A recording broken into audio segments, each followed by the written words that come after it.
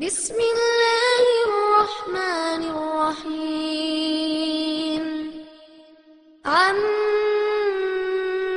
يتساءلون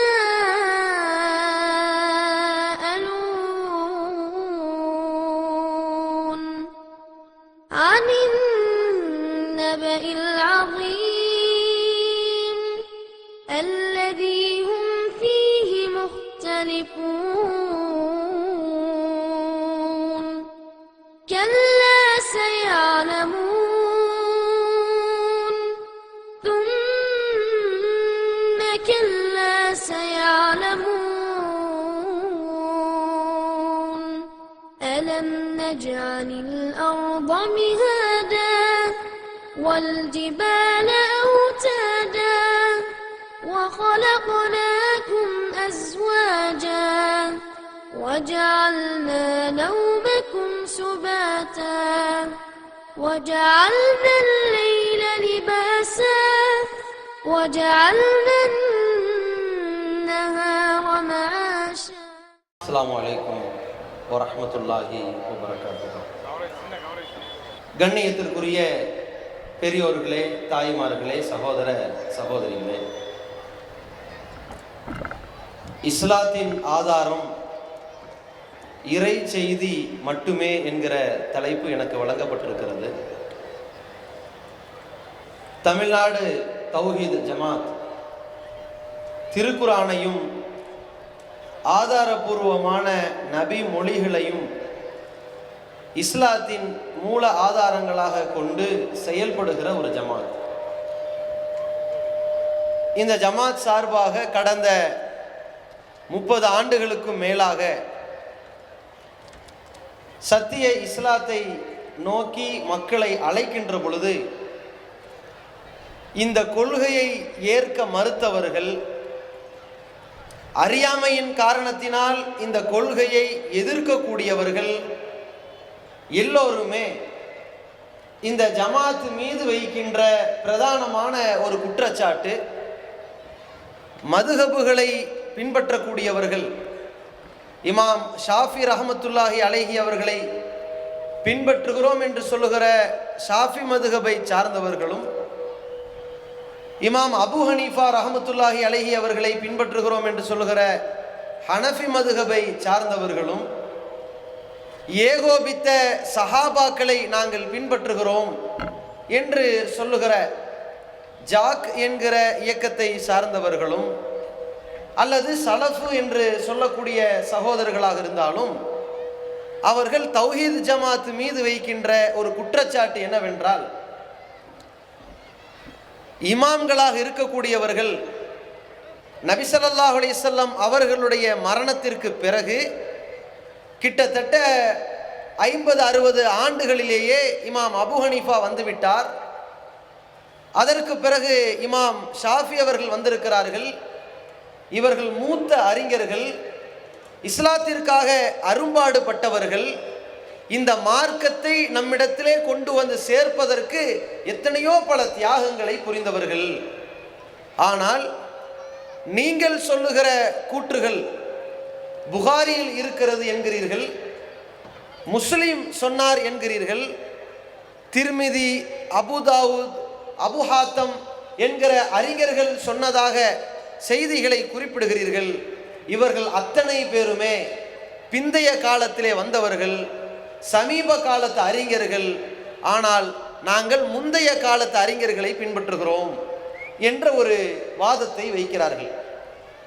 அப்படி சொல்கிற பொழுது தௌஹீத் ஜமாத்தினுடைய நிலைப்பாடு இமாம் புகாரியை பின்பற்ற வேண்டும் என்று தவறாக புரிந்து கொண்டு, இமாம் முஸ்லிம் அவர்களை பின்பற்ற வேண்டும் என்று நாம் சொன்னதாக தவறாக புரிந்து கொண்டு, அபுதாவூத், திர்மிதி, நசாயி, இப்னு மாஜா அவர்களை பின்பற்ற வேண்டும் என்று நாம் சொன்னது போல அவர்கள் விளங்கி கொண்டு, நீங்கள் பட்டியலிடுகிற இமாம்கள் எல்லாம் சமீபகால அறிஞர்கள், ஆனால் நாங்கள் பின்பற்றுகிற இமாம்கள் மூத்த அறிஞர்கள் என்று பேசுவார்கள்.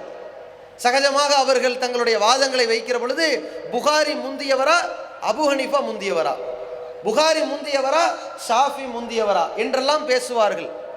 ஆனால் அவர்கள் எதை கவனிக்க தவறிவிட்டார்கள் என்றால், நாம் குறிப்பிடக்கூடிய செய்திகள் அத்தனையுமே இமாம் புகாரி சொன்னார்கள் என்றல்ல, இமாம் புகாரி அவர்கள் வாழ்ந்து காட்டினார்கள் என்பதல்ல, இமாம் முஸ்லிம் ரஹமத்துல்லாஹி அலைஹி அவர்களுடைய சொந்த கூற்று என்பதல்ல.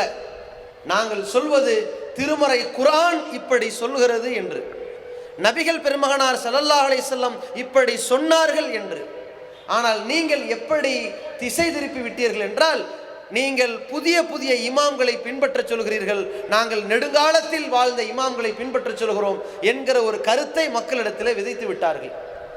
இதே போலத்தான் சஹாபாக்களை பின்பற்ற வேண்டும் என்று சொல்லுகிற சலஃபு சகோதரர்களும் தௌஹீத் ஜமாத்துக்கு எதிராக வைக்கிற ஒரு வாதம் என்னவென்றால், நீங்கள் சகோதரர் பிஜே அவர்களை பின்பற்ற வேண்டும் என்று சொல்லுகிறீர்கள், நாங்கள் பிஜே அவர்களை விட, ஷம்சுல்லுஹா ரஹ்மானி அவர்களை விட, அந்த அறிஞர்களை தாண்டி பல மடங்கு தியாகம் புரிந்த, அர்ப்பணித்த, அள்ளி வழங்கிய, நபிகளாரை நேரில் கண்ட, அவர்கள் காலத்திலேயே வாழ்க்கையை கழித்த அந்த அபூபக்கர் சித்தீக் ரலியல்லாஹு அவர்களுடைய புரிதலை பின்பற்றுகிறோம், அந்த உமர் ரலியல்லாஹு அவர்களை பின்பற்றுகிறோம். அந்த ஏகோபித்த சஹாபாக்களை விட இந்த பிஜே அவர்கள் மலைக்கும் மடுவுக்கும் உள்ள வித்தியாசம் இருக்கிறதே, நாங்கள் எப்படி பிஜேயை பின்பற்றுவது என்கிற ஒரு கருத்தை மக்களிடத்தில் விதைத்து, நாம் என்னமோ பிஜே அவர்களை பின்பற்ற தூண்டுவது போல மக்களிடத்திலே பரப்பி வருகிறார்கள். இந்த இரண்டு சாரார்களும் ஒரு கருத்தை புரிந்து கொள்ள வேண்டும். தௌஹீத் ஜமாத் குறிப்பிடக்கூடிய வாதம், வைக்கக்கூடிய கொள்கை என்னவென்று சொன்னால், இஸ்லாத்தினுடைய அடிப்படை மூல ஆதாரங்கள் என்பது எங்களுடைய சொந்த கூற்றுக்களாக, சகோதரர் பிஜே அவர்கள் சொந்தமாக சொன்ன கருத்துக்கள் கிடையாது. இமாம் புகாரி, முஸ்லிம், நசாயி, திருமிதி, இப்னு மாஜா அவர்களுடைய சொந்த கருத்துக்களை நாங்கள் சொல்லவில்லை. இறைவனின் செய்திகளை மட்டும்தான் சொல்கிறோம். அது மட்டும்தான் இஸ்லாத்தின் அடிப்படை ஆதாரமாக இருக்கிறது என்பதை உணர்த்த வேண்டும் என்பதற்குத்தான் இந்த தலைப்பு வழங்கப்பட்டிருக்கிறது. இந்த தலைப்பின் கீழ் பல செய்திகளை உங்களுக்கு சொல்வதற்கு முன்னால், இங்கே வந்திருக்கின்ற கொள்கை சகோதரர்கள் இஸ்லாத்தின் மூல ஆதாரம் இறைவனுடைய வஹி செய்தி மட்டும்தான் என்பதை விளங்கி இருக்கின்ற சகோதர சகோதரிகளுக்கு மத்தியிலே இவர்கள் என்னத்தை தான் சொல்லுகிறார்கள், இத்தனை ஆண்டுகள் என்ன பிரச்சாரம் செய்து கொண்டிருக்கிறார்கள் என்பதை அறியாமல் இருக்கின்ற சகோதர சகோதரிகள் வந்திருப்பீர்கள். அல்லது நம்மை பற்றி தவறான புரிதல்களை கொண்ட சகோதர சகோதரிகள் வந்திருப்பீர்கள். அல்லது ஊர் முழுக்கவும் இந்த ஜமாத்திற்கு எதிரான தவறான அவதூறு குற்றச்சாட்டுகளை வைத்து முஹம்மது ரசூலுல்லாஹ் விளக்க மாநாட்டிற்காக நாம் எந்த அளவிற்கு பிரச்சாரம் செய்திருக்கிறோமோ அந்த அளவிற்கு அவர்களும் பதிலடியாக போஸ்டர்களை ஒட்டி, எந்த மதுஹபை பின்பற்றக்கூடாது, எந்த மதுஹபை இஸ்லாத்தின் ஆதாரங்கள் அல்ல என்று நாம் சொல்கிறோமோ அந்த மதுஹபை பின்பற்றித்தான் ஆவோம் என்று வீம்புக்கு பிரச்சாரம் செய்கின்ற சுவரொட்டிகளையும் பார்த்துவிட்டு, சரி இவர்கள் என்ன சொல்கிறார்கள், அவர்கள் என்ன சொல்கிறார்கள் என்பதை பிரித்தறிய வேண்டும் என்பதற்காக வந்திருக்கின்ற சில நடுநிலை கண்ணோட்டத்தில் உள்ள சகோதரர்கள் அத்தனை பேருக்கும் இந்த ஜமாத் வாயிலாக ஒன்றை தெள்ளத் தெளிவாக சொல்லிக் கொள்கிறோம். நாங்கள் சொல்லுகிற இந்த கொள்கையை, இந்த அடிப்படை பிரச்சாரத்தை கேட்டு நீங்கள் தமிழ்நாடு தௌஹீத் ஜமாத்தினுடைய அங்கத்தவராக ஆக வேண்டும் என்று உங்களிடத்தில் நாங்கள் கோரிக்கை வைக்கவில்லை. நீங்கள் இந்த ஜமாத்தில் அடிப்படை உறுப்பினர் அட்டையை பெற்றுக் கொள்ளுங்கள் என்று உங்களை ஆள் சேர்க்க கூப்பிடவில்லை. நீங்கள் எங்கள் ஜமாத்தினுடைய அந்த பள்ளிவாசலில் தான் தொழ வேண்டும் என்று உங்களை நிர்பந்திக்கவில்லை. உங்களிடத்திலே நாம் வைக்கக்கூடிய மிக அடிப்படையான ஒன்று, இஸ்லாத்தின் மூல ஆதாரங்கள் எது என்பதை நீங்கள் அல்லாஹ்வுக்கு பயந்து ஒரு முடிவுக்கு வாருங்கள். திருமறை குர்ஆனுடைய வசனங்கள் இஸ்லாத்தின் மூல ஆதாரங்களாக எதை குறிப்பிடுகிறது என்று பாருங்கள். அல்லாஹ் சொல்லுகிறான், அலா அறிந்து கொள்ளுங்கள், லில்லாஹி அத்தீனுல் ஹாலிஸ், இந்த பரிசுத்தமான இஸ்லாமிய மார்க்கம் அல்லாஹ்வுக்கு சொந்தமானது என்று சொல்லுகிறான். இஸ்லாம் இது இறைவனுக்கே சொந்தமான ஒரு மார்க்கம். இந்த மார்க்கத்தை வடிவமைத்தவன் அல்லாஹ், இந்த மார்க்கத்தை பற்றி வழிகாட்டியவன் அல்லாஹ், இந்த மார்க்க சட்டங்கள் என்ன என்பதை இறை தூதர்களுக்கு எடுத்து சொன்னவன் அல்லாஹ், இந்த மார்க்க சட்டங்களை உருவாக்கியவன், இந்த உலகத்திற்கு கற்பிக்க வேண்டும் என்று உத்தரவிட்டவன் அல்லாஹ் என்பதை புரிந்து கொள்ளுங்கள். அல்லாஹ் என்ன செய்கிறான்? இந்த உலகத்திற்கு ஒரு உத்தரவிடுகிறான், நீங்கள் எதை பின்பற்ற வேண்டும் என்பதை பற்றி. உலகத்திற்கு தெள்ளத் தெளிவான ஒரு அறிவுரை வழங்குகிறான். 7வது அத்தியாயம் 3வது வசனத்திலே குறிப்பிடுகிறான், இத்தபிஉ மா உன்சில இலைக்கும் மிர் ரப்பிக்கும். மக்களே, உங்கள் இறைவனிடமிருந்து எது இறக்கி அருளப்பட்டிருக்கிறதோ அதை மட்டும் பின்பற்றுங்கள். வலா தத்தபிஉ மின் தூனிஹி அவுலியா, அதை விடுத்து வேறு எந்த பொறுப்பாளர்களையும் பின்பற்றாதீர்கள்.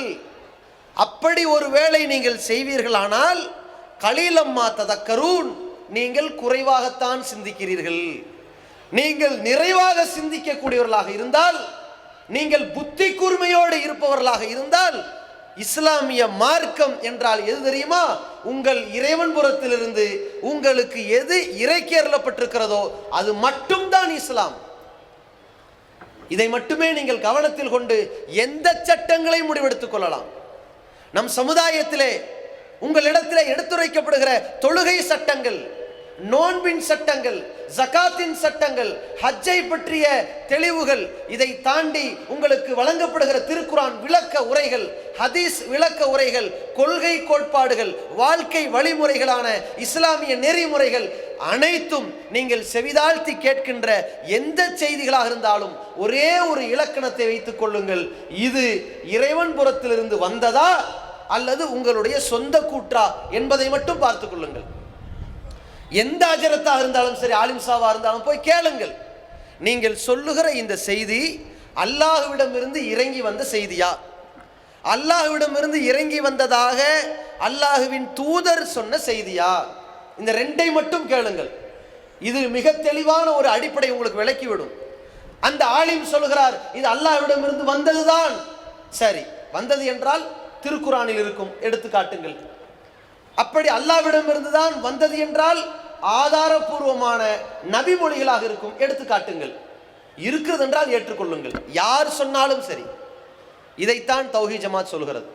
சொல்லக்கூடியவர்கள் யார் என்று பார்க்காதீர்கள், அவர்கள் இந்த இறை செய்தியை உங்களுக்கு சொல்கிறார்களா, இதை மட்டும் மிக தெளிவாக கவனித்துக் கொள்ளுங்கள். நாம் ஏன் இறைவன் புறத்திலிருந்து இறங்கிய திருமறை குர்ஆனையும் வஹி என்று சொல்கிறோம், இன்னொரு பக்கத்தில் இறை தூதரின் வழிமுறைகளையும் வஹி என்று சொல்கிறோம்? எதனால்? இஸ்லாத்தின் மூல ஆதாரங்கள் அத்தனையுமே அல்லாஹ்வின் புறத்திலிருந்து தான் இறக்கி அருளப்பட்டது. அல்லாஹ் என்ன செய்கிறான்? திருமறை வசனங்களை இறக்கி வைத்தான். நபிகள் நாயகம் ஸல்லல்லாஹு அலைஹி வஸல்லம் அவர்களுக்கு அந்த திருக்குர்ஆன் வசனங்களை இறக்கி வைத்ததோடு அதற்கான விளக்கங்களையும் அல்லாஹ் தான் இறக்கி வைத்தான். இன்றைக்கு நாம் 5 வேளை தொழுகிறோம், ருக்கு செய்கிறோம், தக்பீர் கட்டுகிறோம், ருக்கு விழுந்து எழுகிறோம், சஜிதா செய்கிறோம். இந்த முறைகளில் தான் தொழ வேண்டும் என்று பேசுகிறோம். அந்த முறைகளில் தொழுகையை நிறைவேற்ற வேண்டும் என்பதிலே பல சர்ச்சைகள், சண்டைகள் வருகிறது. பள்ளிவாசல்களில் பிரச்சனைகள் வெடிக்கிறது.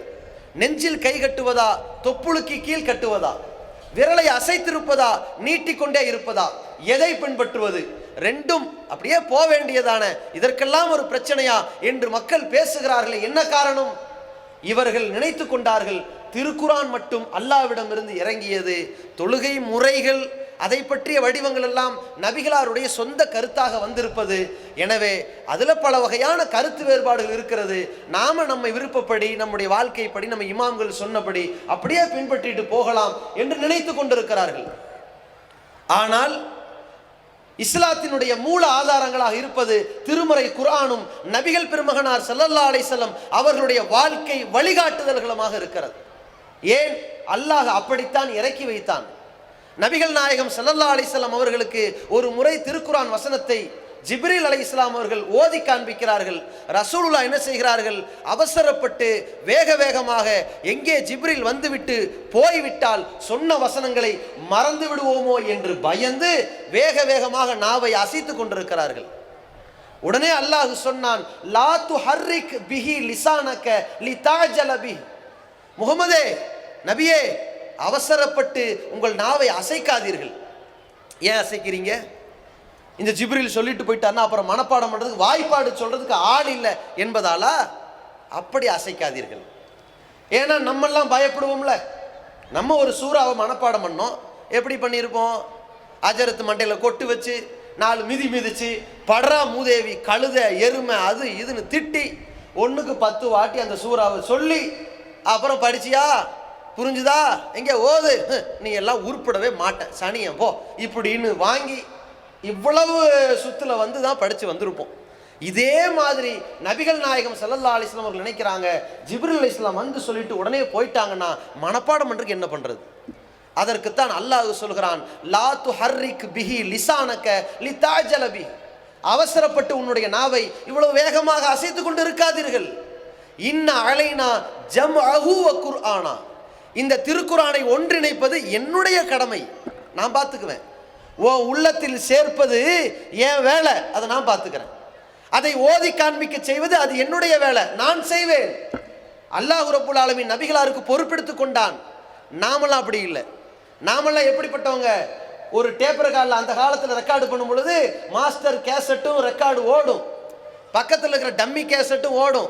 இது அந்த பாட்டையோ அந்த சினிமாவையோ அந்த விஷயங்களையோ விவரங்களையோ ரெக்கார்டு பண்ணிக்கிட்டே ஓடும். அதானே? அசலும் ஓடும் நகலும் ஓடும், அப்படித்தானே? அசலை வச்சா தான் நகல் கிடைக்கும். இப்படி நம்மெல்லாம் அப்படித்தான் மனப்பாடம் பண்ணுறோம். ஆனால் இப்போ நவீன சாதனங்களாக செல்ஃபோனில் எப்படி வருது? ஆட்டோ ரெக்கார்டிங்னு ஒன்று வந்துடும். அதில் ஒரு நிமிஷம் இருங்க, இப்போ சொல்லுங்க, இந்த விளையாட்டெல்லாம் தேவையில்லை. அவங்க பேசிக்கிட்டே இருப்பாங்க, ஆட்டோமேட்டிக்காக அது ரெக்கார்ட் ஆயிரும். ஒரு அப்ளிகேஷன் போட்டால் முடிஞ்சு போயிடும். இதே மாதிரி ரசூலுல்லாஹ்வுக்கு அல்லாஹ் வைத்திருப்பது ஆட்டோ ரெக்கார்டிங் சிஸ்டம், அவ்வளவுதான். இன்ன அலைனா ஜம்அஹு வ குர்ஆனா, ஏன்? இந்த முஹம்மது அவர்கள் நம்மிடமிருந்து இறங்கி வருகிற இஸ்லாமிய மார்க்கத்தை உலகத்திற்கு சொல்வதற்காக நியமிக்கப்பட்ட தூதர். எனவே இந்த வேத வரிகளை இந்த விளக்கங்களை அவர் மாற்றியோ மறந்தோ புரட்டியோ பேசிவிடக் கூடாது என்பதற்காக அல்லாஹ் வைத்திருக்கிற ஏற்பாடு என்ன தெரியுமா? இன்ன அலைனா ஜம்அஹு வ குர்ஆனா, அதை ஒன்று திரட்டுவது என் மீதுள்ள கடமை, அதை ஓதி காண்பிக்க செய்வது என் மீது உள்ள கடமை. நீங்க என்ன செய்ய வேண்டும் தெரியுமா? ஃபஇதா கரஹ்னாஹு, அதை நாம் ஓதினால் நம்ம ஆளு ஓதுவார், ஜிப்ரீல் ஓதி காண்பிப்பார். ஃபத்தபியு குர்ஆனா, அந்த ஓதுதலை அப்படியே கவனிச்சுட்டு வாங்க. நீங்க ஓத வேணாம், ரசூலுல்லாஹ் மட்டும். நம்மளாம் திருப்பி ஓதணும். ரசூலுல்லாஹ் எப்படி? ஜிப்ரீல் ஓதி காண்பிக்கிறார், இக்ரா பிஸ்மி ரப்பிக்கல் லதீ ஹலக் அப்படின்னு இப்படி கேட்டுக்கிட்டு இருந்தா போதும், அவ்வளவுதான். குல் அஊது பி ரப்பில் ஃபலக் கேட்டுக்கிட்டு இருந்தா போதும், போயிட்டு வாங்க, முடிஞ்சுது. இதான் ரசூலுல்லாஹ்வுக்கு. ஏன்? என்னுடைய அந்த தூதராக ஜிப்ரீல் வந்து உம்மிடத்திலே ஓதுவார், அந்த ஓதுதலை கவனித்துக் கொண்டே வாருங்கள். அல்லாஹ் என்ன பண்றான்? அடுத்து ஒரு பொறுப்பு இருக்கிறான். சும்ம இன்ன அலைனா பயானா, இந்த திருக்குர்ஆனை இறக்கி வைத்ததும் நான், அதை உன் உள்ளத்தில் சேர்த்ததும் நான், அதற்கு விளக்கத்தை சொல்ல போவதும் நான் தான். அந்த விளக்கங்களும் இறை செய்தியாக வந்து விட்டது. எனவே தான் நபிகள் நாயகம் ஸல்லல்லாஹு அலைஹி வஸல்லம் அவர்கள் தெள்ள தெளிவாக சொன்னார்கள், அலா மக்களே அறிந்து கொள்ளுங்கள், இன்னி ஊதீதுல் கிதாப் வ மிஸ்லுஹு மஅஹு, எனக்கு வேதம் வழங்கப்பட்டது, அதை போன்ற இன்னொன்றும் வழங்கப்பட்டது. ஒன்று வேதம், மற்றொன்று விளக்கம். இரண்டும் அல்லாஹ்விடமிருந்து தான் இறங்கியது. இறங்கியதைத்தான் உங்களிடத்தில் இஸ்லாமாக எடுத்து சொல்லிக் கொண்டிருக்கிறேன். எவ்வளவு தெளிவாக இஸ்லாத்தின் ஒரு இலக்கணத்தை நபிகள் நாயகம் ஸல்லல்லாஹு அலைஹி வஸல்லம் மக்களிடத்திலே புலப்படுத்தினார்கள், புரிய வைத்தார்கள் பாருங்கள். இரண்டாவதும் சொல்கிறார்கள், அலா அறிந்து கொள்ளுங்கள், ஊதீதுல் குர்ஆன் வ மிஸ்லுஹு மஅஹு, நான் திருக்குர்ஆன் வழங்கப்பட்டிருக்கிறேன், எனக்கு திருக்குர்ஆன் வழங்கப்பட்டிருக்கிறது, அதை போன்று இன்னொன்றும் வழங்கப்பட்டிருக்கிறது. அந்த விளக்கத்தையும் அல்லாஹ் கொடுத்திருக்கிறான். எனவே திருமறை குர்ஆனும் இறை செய்தி, அது இஸ்லாத்தின் மூல ஆதாரம். திருநபியினுடைய விளக்கமும் இறை செய்தி, இஸ்லாத்தின் மூல ஆதாரம். அதற்கு பிறகு பாருங்கள், அல்லாஹ் ஒரு உத்தரவாதம் தருகின்றான். இந்த தூதரை இஸ்லாத்தை பற்றி எடுத்துரைக்கின்ற ஒரு பொறுப்பாளராக அல்லாஹ் நியமித்து விட்ட பிறகு அந்த தூதர் இஸ்லாத்தை தான் பேசுவார் என்பதை உறுதியாக பதிவு செய்து விட்ட பிறகு நம்மிடத்திலே சொல்கின்றான், வமையுத்திர் ரசூல ஃபகத் அத்தா அல்லாஹ், யார் இந்த தூதருக்கு கட்டுப்படுகிறாரோ அவர் அல்லாஹ்வுக்கு கட்டுப்பட்டவர் ஆவார். அல்லாஹ் இறக்கி வைத்தது தானே பின்பற்ற வேண்டும். இப்ப ரசூலுல்லாஹ் அல்லவா சொல்றாங்க, நீ நினைக்காத, அவர் என்னிடமிருந்து வந்ததைத்தான் உங்களுக்கு சொல்வார், சொந்த கருத்தை பேச மாட்டார். எனவே இந்த தூதருக்கு கட்டுப்பட்டவர் அல்லாஹ்வுக்கு கட்டுப்பட்டு விட்டார். நான் கேட்கிறேன், இந்த உத்தரவாதத்தை எந்த இமாம்களுக்காவது அல்லாஹ் சொன்னானா? மை யுத்தி அபா ஹனீஃபா, யார் அபூ ஹனீஃபாவுக்கு கட்டுப்பட்டாரோ ஃபக்கத் அத்தா அல்லாஹ், அவர் அல்லாஹ்வுக்கு கட்டுப்பட்டு விட்டார் சொல்லி இருக்கிறானா? மையுத்திய முஹம்மது இப்னு இத்ரீஸ், ஷாஃபிக்கு கட்டுப்பட்டவன் அல்லாஹ்வுக்கு கட்டுப்பட்டான் சொல்லி இருக்கிறானா? திருக்குரானில் ஒரு வசனத்தை காட்டிவிட முடியுமா? இமாம் அபூ ஹனீஃபா, இமாம் ஷாஃபி பேரை விடுங்கள், மதுஹப் என்கிற ஒரு வார்த்தையாவது, மதுஹப் என்கிற ஒரு வார்த்தையாவது திருக்குரானில காட்ட முடியுமா? 114 அத்தியாயங்களில் பார்க்க முடிகிறதா?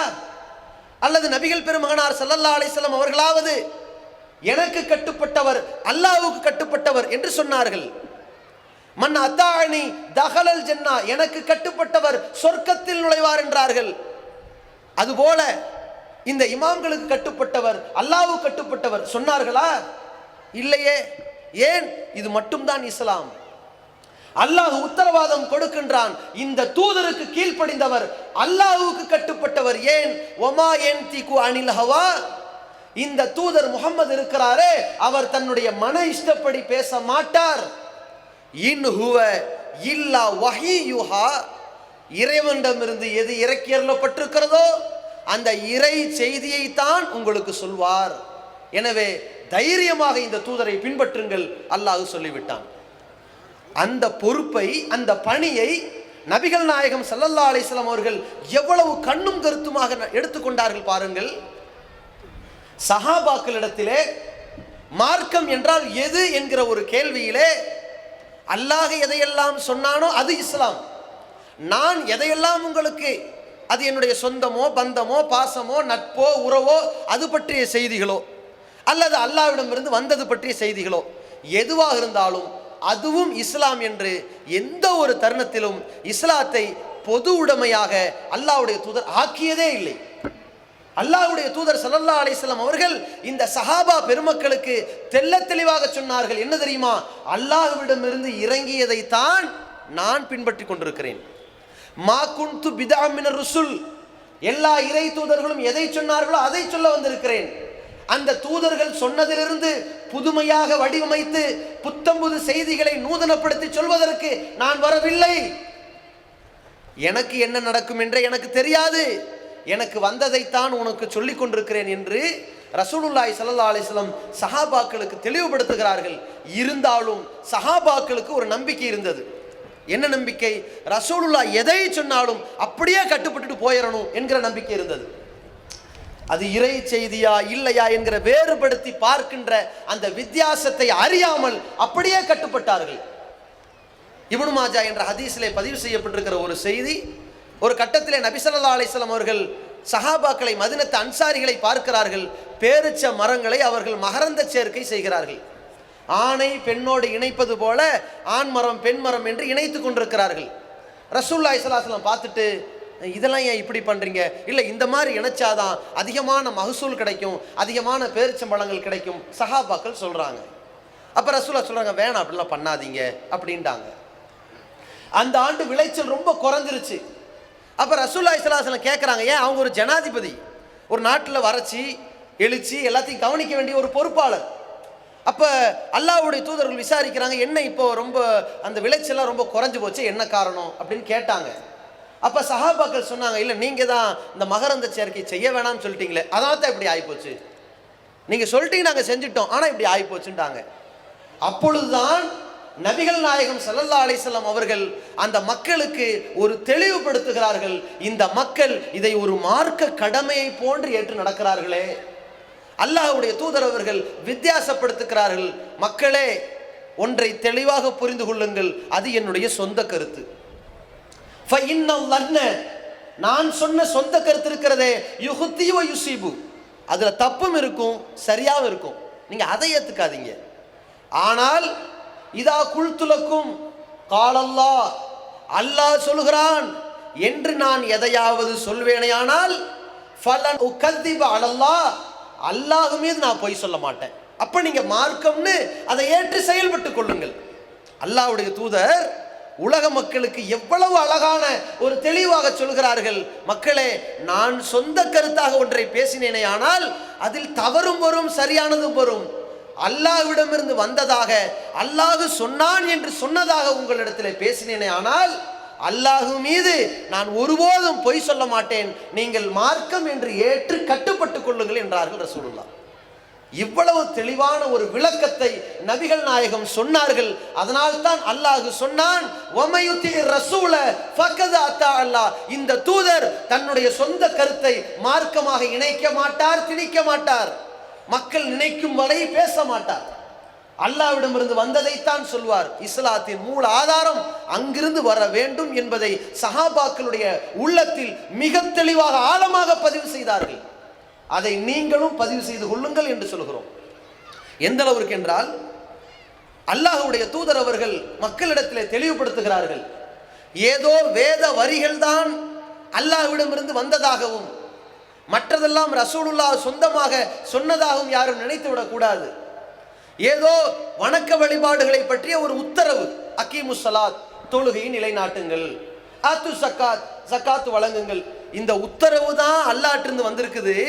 ஸகாத்னா அது எப்படி ஸகாத் கொடுக்கும் என்பதை நபிகள் நாயகம் சொந்தமாக முடிவெடுத்து சொல்லிவிடுவார்கள் என்று நாம் விளங்கிவிடக் கூடாது. தொழுங்கள் என்றால் எப்படி தொழ வேண்டும், நபிகள் நாயகம் சொந்தமாக நமக்கு அதை பற்றிய ஒரு பிராக்டிக்கலா புரிய வைத்து விடுவார்கள் என்று விளங்கிவிடக் கூடாது என்பதற்காக வணக்க வழிபாடுகளாக இருந்தாலும் எதுவாக இருந்தாலும் அல்லாஹுதான் எனக்கு சொல்லித் தருவான், அதைத்தான் உங்களுக்கு சொல்லிக் கொடுக்கிறேன் என்று உணர்த்தும் வண்ணமாக நபிகள் நாயகம் ஸல்லல்லாஹு அலைஹி வஸல்லம் ஒரு கட்டத்திலே சொன்னார்கள். சஹீஹுல் புகாரியிலே 3221 செய்தியாக பார்க்கலாம். அல்லாஹ்வுடைய தூதர் அவர்கள் சொல்கிறார்கள், நஸல ஜிப்ரீல் அலைஹிஸ்ஸலாம், ஜிப்ரீல் இறங்கி வந்தார், ஃபஅம்மனி, எனக்கு இமாமத்து செய்தார். அல்லாஹ் தொழுகையை நிலைநாட்ட சொல்லிட்டான். தொழுகை பற்றிய சட்டம் உத்தரவு வந்துருச்சு. எப்படி தொழணும், எப்படி ருக்கு செய்யணும், கையை எங்கே வைக்க, ருக்குல இருந்தா கையை எப்படி ஒசத்த, எப்படி விரல அசைக்க, எப்படி நெஞ்சில கட்ட, இத்தனை இருக்கிறது இல்ல. அதை ரசூலுல்லாஹி ஸல்லல்லாஹு அலைஹி வஸல்லம் சொந்தமாக உருவாக்கினார்களா?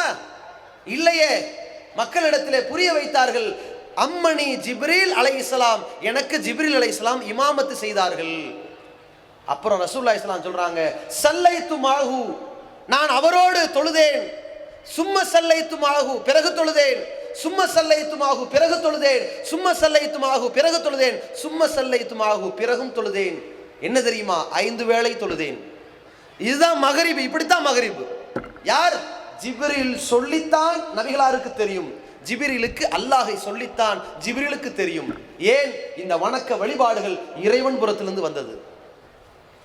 பாருங்கள், எதையாவது அல்லாஹ் விட்டானா? இந்த மார்க்கத்திற்கு சொந்தக்காரன் அல்லாஹ், அதை எடுத்து சொல்ல வேண்டிய பொறுப்பாளர் ரசூலுல்லாஹ். அதற்காக ஜிப்ரீலை அனுப்பி வைத்து இத்தனையும் அல்லாஹ் சொல்லிக் கொடுத்தான், தொழுகை முறை வரைக்கும். இன்றைக்கு தௌஹீத் ஜமாத்திலே ஒரு சுன்னாவை கடைபிடிப்பதற்காக நெஞ்சில் கை கட்ட வேண்டும், விரலை அசைக்க வேண்டும், அந்த விரலை ஒடித்தாலும் அதற்காக வழக்குகள் பல நெடுங்காலங்கள் நீடித்தாலும் பரவாயில்லை என்று ஏன் இவன் குரல் கொடுத்து கொண்டிருக்கிறான்? இது அல்லாஹ்விடமிருந்து இறங்கி வந்திருக்கிற இறை சட்டங்கள். அதற்காக உயிரையே துச்சமாக நினைத்து களமிறங்கி கொண்டிருக்கிறானே. ரசூலுல்லாஹி ஸல்லல்லாஹு அலைஹி வஸல்லம் சொன்னார்கள், 5 வேளை தொழுகையை ஜிப்ரீல் எனக்கு இமாமத்து செய்து சொல்லிக் கொடுத்தார்கள். பிறகு ரசூலுல்லாஹி ஸல்லல்லாஹு அலைஹி வஸல்லம் மெம்பரில் நின்று மக்களுக்கு செய்முறை விளக்கத்தை நடத்தினார்கள். மெம்பரிலேயே இருந்து ருக்கு செய்கிறார்கள், சஜ்தா செய்கிறார்கள், அத்தஹியாத்தில் அமர்கிறார்கள், சலாம் கொடுக்கிறார்கள். பிறகு சொன்னார்கள், சல்லு கமா ரஅய்துமூனி உஸல்லி, என்னை எவ்வாறு தொழ கண்டீர்களோ நீங்கள் அப்படித்தான் தொழ வேண்டும். எப்படி இறை செய்தியை, இஸ்லாமிய சட்டத்தை உலகத்திற்கு புரிய வைத்திருக்கிறார் என்று பாருங்கள். ஒரு பிரார்த்தனையாக இருந்தாலும் சரி, ஆதம் நபி அவர்களுக்கு இந்த உலகத்தை பற்றிய எல்லா விஷயங்களையும் அல்லாஹ் சொல்லிக் கொடுத்தான். ஆனால் ஒரு தவறு செய்து விட்டால் எப்படி இறைவனிடமிருந்து மன்னிப்பு பெறுவது என்பதையும் அல்லாஹுதான் ஆதமுக்கு சொல்லிக் கொடுத்தான். ஃபதலக்கா ஆதமு மின் ரப்பிஹி பிகலிமாத், ஆதம் தனது இறைவனிடத்தில் சில வாசகங்களை பெற்றிருக்கிறார். பாவம் செய்தால், குற்றம் புரிந்தால் எப்படி வருந்த வேண்டும், திருந்த வேண்டும், உணர வேண்டும், உளமாற இறைவனிடத்திலே மன்றாட வேண்டும் என்பதை அல்லாஹ் சொல்லிக் கொடுத்தான். அவர் கேட்டார், ரப்பனா லலம்னா அன்ஃபுஸனா வ இல்லம் தக்ஃபிர் லனா வ தர்ஹம்னா லனகுனன்ன மினல் காசிரீன். கேட்டார்கள், எங்கள் இறைவா, நாங்கள் எங்களுக்கு நாங்களே அநியாயம் செய்து கொண்டோம், நீ எங்களை மன்னிக்காவிட்டால், இரக்கம் காட்டாவிட்டால் நஷ்டவாளிகள் ஆகிவிடுவோம் என்கிற வாசகத்தை அல்லாஹ் ஆதமுக்கு சொல்லத்தான் ஆதம் திருப்பி கேட்டார் அந்த பிரார்த்தனையை. இதே போல நபிகள் நாயகம் ஸல்லல்லாஹு அலைஹி வஸல்லம் நமக்கு சொல்லிக் கொடுத்திருக்கிற அத்தனை துஆக்களையும் நபிகளார் இறைவன் புறத்திலிருந்து பெற்றுத்தான் நமக்கு சொன்னார்கள். ஒரு கட்டத்திலே நபிகள் நாயகம் ஸல்லல்லாஹு அலைஹி வஸல்லம் அவர்கள் ஒரு நபித்தோழருக்கு சொல்லிக் கொடுக்கிறார். இரவிலே உறங்க செல்லும் முன் ஒரு பிரார்த்தனை, அல்லாஹும்ம அஸ்லம்து நஃப்ஸி இலைக், இறைவா என் உள்ளத்தை உன் பக்கம் ஒப்படைத்து விட்டேன்.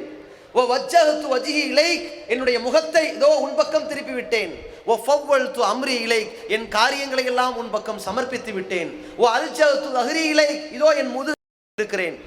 ரகுபத்தன் ஓ ரகுபத்தன் இலைக், எதற்காக? உன்னிடத்திலே சொர்க்கம் வேண்டும் என்று ஆசைப்பட்டவனாக, நரகத்திற்கு போகக்கூடாது என்று பயந்தவனாக வந்திருக்கின்றேன். லா மல்ஜஅ வலா மன்ஜஅ மின்க இல்லா இலைக், தப்பிப்பது, நன்மையிலே ஈடுபடுவது, பாவத்திலிருந்து விடுபடுவது உன் மூலமாகத்தான் அது நடக்கும் இறைவா. ஆமன்து பி கிதாபிக்கல்லதி அன்சல்த், நீ இறக்கி வைத்த வேதத்தை நான் நம்பி இருக்கிறேன். ஓ நபிக்கல்லதி அர்சல்த், நீ அனுப்பி வைத்த தூதரை நான் நம்பி இருக்கிறேன் என்று வரக்கூடிய ஒரு பிரார்த்தனை. இதை நபி ஸல்லல்லாஹு அலைஹி வஸல்லம் ஒரு நபித்தோழருக்கு சொல்லிக் கொடுக்கிறார்கள். அந்த நபித்தோழரும் அந்த பிரார்த்தனையை ரிப்பீட் பண்ணுகிறார்கள். அப்பொழுது அவர் என்ன செய்கிறார்? ஆமன்து பி கிதாபிக்கல்லதி அன்சல்த், நீ இறக்கி வைத்த வேதத்தை நம்பிவிட்டேன். ஓ ரசூலிக்கல்லதி அர்சல்த், நீ அனுப்பி வைத்த ரசூலை நம்புகிறேன் என்று சொல்கிறார். ரசூல்லா மாற்றி கொடுக்கிறார்கள், துவா அப்படி அல்ல. ஓ நபிக்கல்லதி அர்சல்த, நீ அனுப்பி வைத்த நபியை நம்பினேன் என்று சொல்லு. நபிக்கும் ரசூலுக்கும் ஒருமித்த அர்த்தம் இருந்தாலும் கூட இறை செய்தியில் மாற்றம் வந்துவிடக் கூடாது என்பதில் நபி ஸல்லல்லாஹு அலைஹி வஸல்லம் காட்டிய அக்கறையும் கவனமும் இருந்ததே, அதை சஹாபாக்கள் தெள்ளத் தெளிவாக புரிந்து கொண்டார்கள். சரி, நபி ஸல்லல்லாஹு அலைஹி வஸல்லம் அவர்கள் மார்க்கம் என்று எதை சொல்வதாக இருந்தாலும் போற போக்கில் விட்டடிக்கிற பழக்கம் அவருக்கு கிடையாது. அதை அவர்கள் செய்ய மாட்டார்கள். அல்லாஹ்விடமிருந்து செய்தி வருகிறதா, உத்தரவு வருகிறதா என்று காத்து கொண்டுதான் இருப்பார்கள். ஏன்? இது அல்லாஹ்வுக்கு சொந்தமான மார்க்கம் என்பதை சஹாபாக்கள் தெள்ளத் தெளிவாக புரிந்தார்கள். ஒரு கட்டத்திலே சஹாபிய பெண்கள் கேட்டார்கள், அல்லாஹ்வின் தூதரே, ஆண்கள் எல்லாம் இந்த மார்க்கத்தை அறிந்து கொண்டு போகிறார்கள், எங்களுக்கு மார்க்கத்தை சொல்வதற்காக ஒரு நாளை ஒதுக்குங்கள். அந்த நாளில் துஅல்லிமுனா மிம்மா அல்லமக்கல்லாஹு, அல்லாஹ் உங்களுக்கு இந்த மார்க்கத்தில் எதையெல்லாம் சொல்லிக் கொடுத்தானோ அதை நீங்கள் எங்களுக்கு கற்றுக் கொடுங்கள். சஹாபிய பெண்கள் எப்படி பேசுகிறார்கள்? நீங்க எங்களுக்கு மார்க்கத்தை சொல்லிக் கொடுங்கன்னு கேட்கிற பொழுது, அல்லாஹ் உங்களுக்கு மார்க்கத்தை சொல்லிக் கொடுத்தான்ல, அந்த மார்க்கத்தை எங்களுக்கு சொல்லிக் கொடுங்க. இஸ்லாம் என்பது அல்லாஹ்விடமிருந்து வந்ததுதான் என்பதை தெளிவுபடுத்தும் விதமாக சஹாபிய பெண்கள் பேசுகிறார்கள். பிறகு ஃபஅல்லமஹுன்ன மிம்மா அல்லமஹுல்லாஹு, அல்லாஹ் இந்த நபிக்கு எதை கற்றுக் கொடுத்தானோ அதை இந்த நபி அந்த பெண்களுக்கு கற்றுக் கொடுத்தார். எவ்வளவு தெளிவான வித்தியாசத்தோடு அந்த நபி வழியை அந்த சஹாபாக்கள் அறிவிக்கிறார்கள். ஒரு கட்டத்திலே உமர் ரலியல்லாஹு அவர்கள் சொல்கிறார்கள், எப்படி சொல்கிறார்கள்? அவர் ஆட்சியாளராக இருக்கிறார். அப்பொழுது பேசுகிறார், மக்களே, இன்றைக்கு நம்மில் பல பேர் பாவம் செய்து கொண்டிருக்கிறார்கள், தண்டனைக்குரிய குற்றத்தை செய்திருக்கிறார்கள். ஆனால் அவரை நாங்கள் விசாரித்து தண்டிக்கிறோம், சிலரை மன்னித்து விட்டு விடுகிறோம். எதற்காக தெரியுமா? வெளிப்படையாக அவர் குற்றவாளி என்று நமக்கு நிரூபணமாகிறது, நாம் தண்டிக்கிறோம். வெளிப்படையாக அவர் குற்றமற்றவர் என்று தெரிகிறது, தண்டிக்காமல் விட்டு விடுகிறோம். ஆனால் நபிகள் நாயகம் ஸல்லல்லாஹு அலைஹி வஸல்லம் அவர்கள் வாழ்ந்து கொண்டிருந்த காலத்தில் இறைவனிடமிருந்து ஒரு தொடர்பு இருந்தது.